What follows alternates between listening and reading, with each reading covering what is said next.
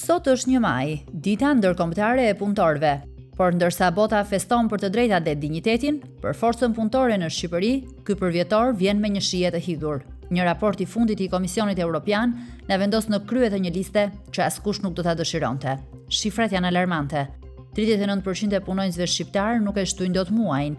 Jemi të parët në kontinent për pasigurinë financiare. Për ta kuptuar hendekun, mjafton të shohim fshinjët tanë. Në Kosovë kjo shifër është 18%, në Serbi 9%, ndërsa Mali i Zi mban nivelin më të ulët në rajon me vetëm 7%.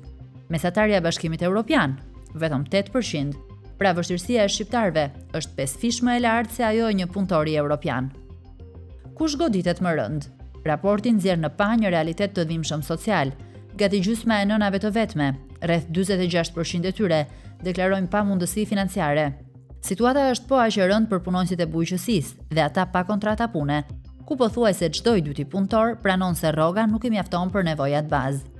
Ndërsa vende si Bullgaria apo Polonia kanë shënuar rritje galopante të mirëqenies në dekadën e fundit, Shqipëria mbetet e palëkundur në krizën e saj.